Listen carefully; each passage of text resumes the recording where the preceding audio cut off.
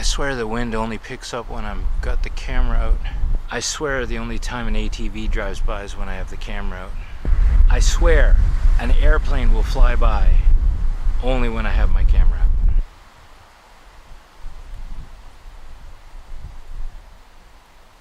Hello everyone, welcome to the EconoChallenge and welcome to my not so wild vlog number 15.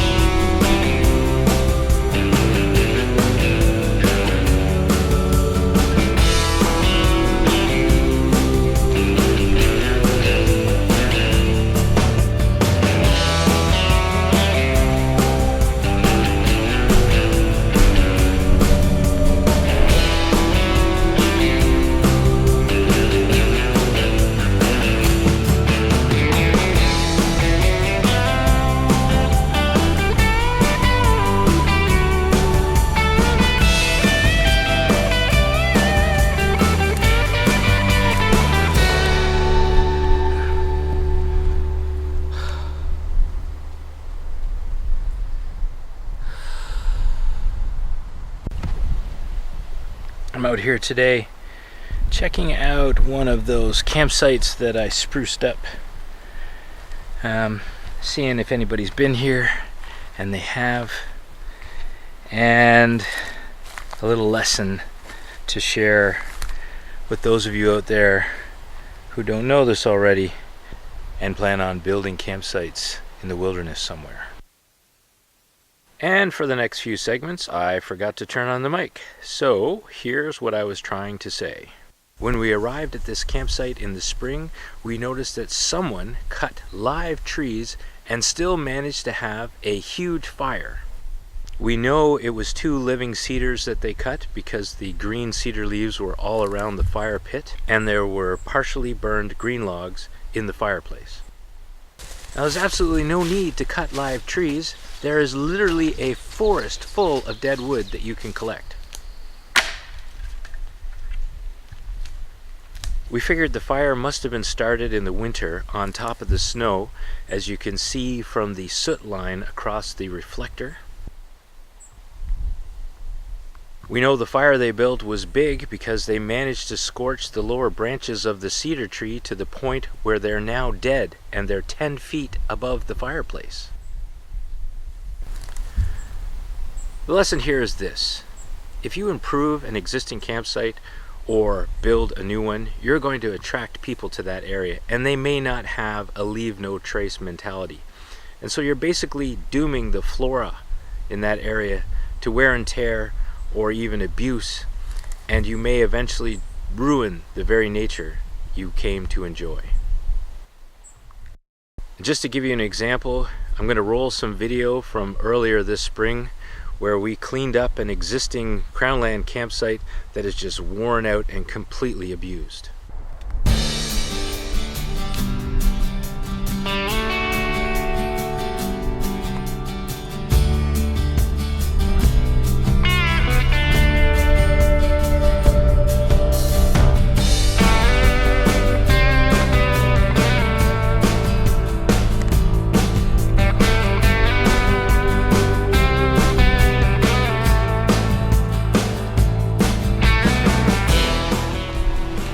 Hello everybody, this is just a quick video for you. We're going to clean up this campsite.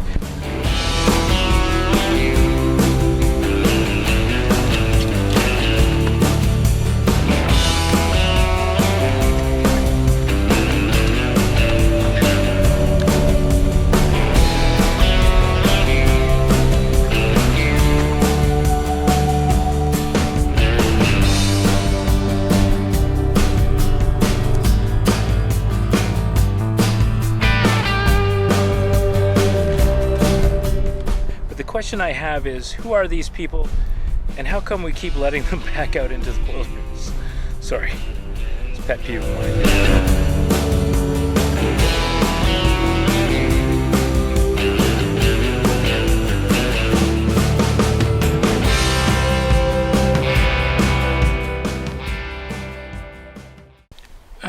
That's Mother Nature for you. It looked really ominous there for a bit, as you could see from that time lapse, so I came back in and I set up a little shelter over my camp chair, my hammock chair, and now the sun's out. Hey, it's there in case another threatening cloud comes by. Well, looks like it's done for now. Passed over me, but hey, I was ready, even if I really didn't need it. It's amazing how small a campsite gets when it's raining.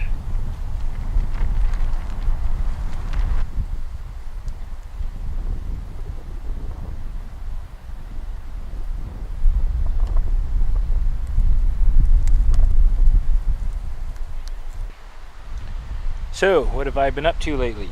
Well, as you've seen from the opening, I have a new toy right there, a new tool for exploring the wilderness.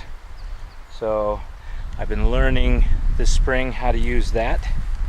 So far, extremely impressed. If you have been following us on our social media, then you'll know that we went to the Outdoor Adventure Show in Toronto to premiere the Amazing Wilderness Camp Chair and the Amazing Wilderness Camp Cot for the Canadian public for the first time. That was extremely exciting. We were at the Canadian Survival Expo recently, but unfortunately, because of the no photos rule, we weren't able to vlog, so no video for YouTube. Sorry guys. And that was a fantastic event. It was well organized. It was a 3-day camping event, and we met a lot of like-minded people, a lot of interest in what we were doing with Amazing Wilderness products and our camp chair and camp cot. And we are looking forward to going back again next year, and hopefully we'll see you there. It's getting a little noisy underneath the tarp, but today was mostly about just getting out, shooting video again. I haven't brought this camera equipment along. I was getting a little lazy, so shoot some video, maybe catch some fish. I wanted to work on a rig for my new boat so that perhaps maybe I could take you guys fishing. Doug Linker does an excellent job of filming his fishing expeditions, and I'm really looking forward to trying to figure out how he does that so well. You know, I didn't get everything done I wanted to get done today. I always have way more projects on the brain than I could possibly accomplish in a single day. I was going to do a bow drill fire. I've got a kit ready to go. Brought along some basswood maybe to do a little carving. I'm going to have to do that for another episode. I brought along my wild edibles book. I was going to go for a wild edibles walk and see if I could learn some new things about some wild food. I didn't do that either. Do you guys have that problem? I mean, I'm assuming the people who have YouTube channels probably understand what I'm talking about. You have way more ideas than you ever have time to film. Well, unfortunately, I've got a 2-hour ride back home, so it's time to pack up and maybe, just maybe, throw the rod or throw the line in the lake a couple more times on my way back. You never know. You never know. But yeah, I think it's time to pack up and paddle back to the boat launch. Well, I think at this point, that's it. I'm back at the boat launch. I just have to pack up now.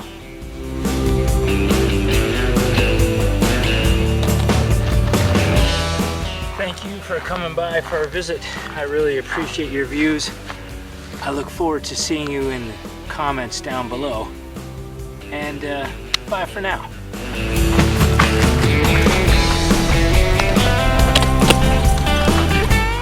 You guys still here? Empty stringer is always a bad sign when you're out fishing.